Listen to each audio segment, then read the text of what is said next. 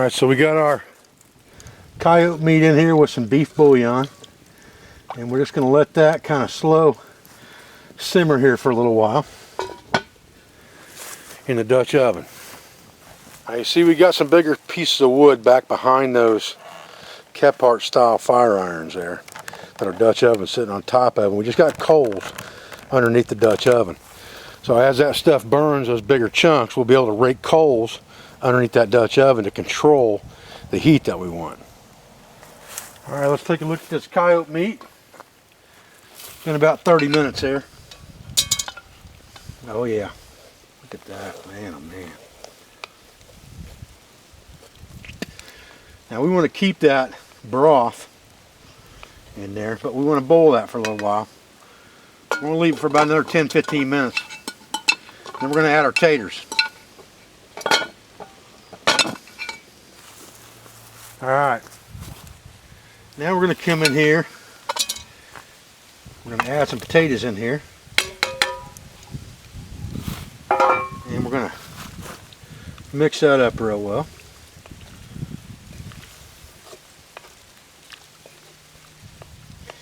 We're going to let that boil just a little bit with the lid on.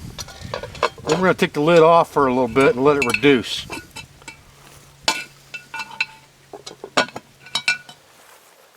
Alright, so we're going to pop this lid to the side. It's a little smoky right there, guys, but pop that lid to the side and let some of that liquid evaporate off of there in the steam before we add some rice to it. Alright, now, one of the things that I love to use in the woods, because it's convenient to carry, it's cheap, and it's just all around easy, is this Uncle Ben's pre-cooked rice. You can open up a package of this and throw it in there. You're not going to have to wait an hour for that rice to get soft. It's already pre-cooked, but it's not going to hurt anything for you to cook it a little longer. I'll mix that right in here with our taters. Oh man, now we're getting somewhere fast. Now we need a little more Old Bay on that dude. A little more steaming.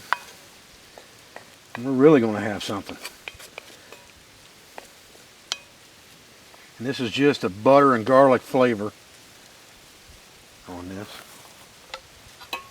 Man. Ooh-wee. Old Bay time. Alright, now what we need is some black pepper. A lot of black pepper.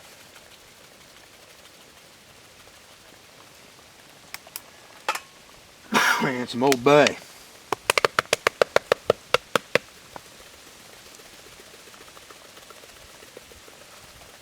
Oh man. Stir that around.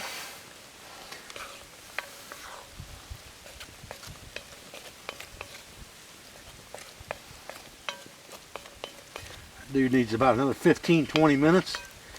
And it is going to be just absolutely crazy good. Crazy. Man,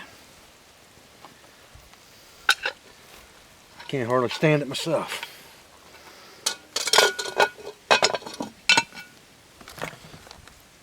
All right, there she is. Oh man, look at that, golly, kidding me? Some more of that coyote meat, man, oh man. You know Rufus will be wanting some of that. Man. Can't let him down here right now because traps are too close.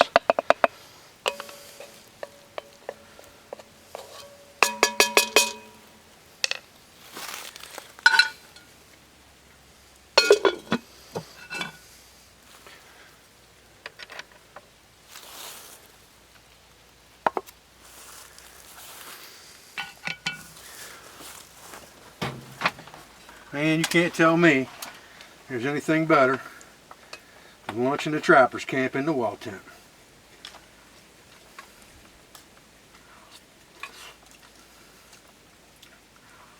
Oh man, golly. So, you don't even know what you're missing. If you don't eat wild game, including predator meat, you don't know what you're missing. It's just a matter of how you cook it.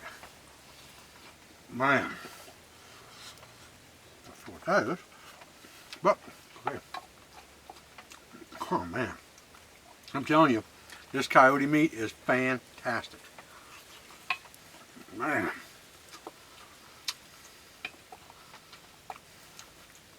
Holy crap. Can't get enough of it.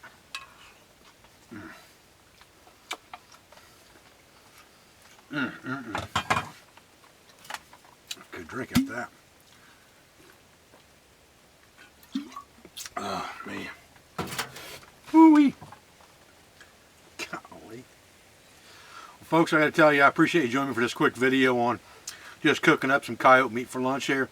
Again, I believe as a trapper we should utilize the majority of the animal that we harvest, and I am very particular about my trapping out here at the school from a wildlife management and conservation standpoint. I think a lot of people have this vision of me or of trappers just, you know, anything that goes, goes, and we just want to trap all the animals off the land. That's not the case. I'm very particular. I only trap once every 2 years.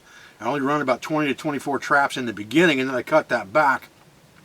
And I'm trapping right now mainly for canine, but I only take probably 10 to 12 canine off this entire wildlife area in my property as well, which is well over 4,000 acres, over the next month and a half. And I'll probably take maybe 10 to 15 possums and a couple coon. And here's the deal with that, okay, from a conservation standpoint. Let me get another piece of this coyote meat. What you have to realize, Mama taught me not to talk my mouth full. Oh man. What you have to realize is, the coyote is a nuisance animal in this part of North America, and they have no natural predators. So they eat everything below them, including deer, including small game, including driving completely out the gray fox and the red fox from these territories. They also are a harassment to livestock, and they're a danger to pets and children. Now, of course, we've encroached in their areas enough now that they're coming into urban environments. That's not their fault. But from a wildlife management standpoint, if I don't control that top predator, then I'm asking to have less game on my land, everything from deer on down.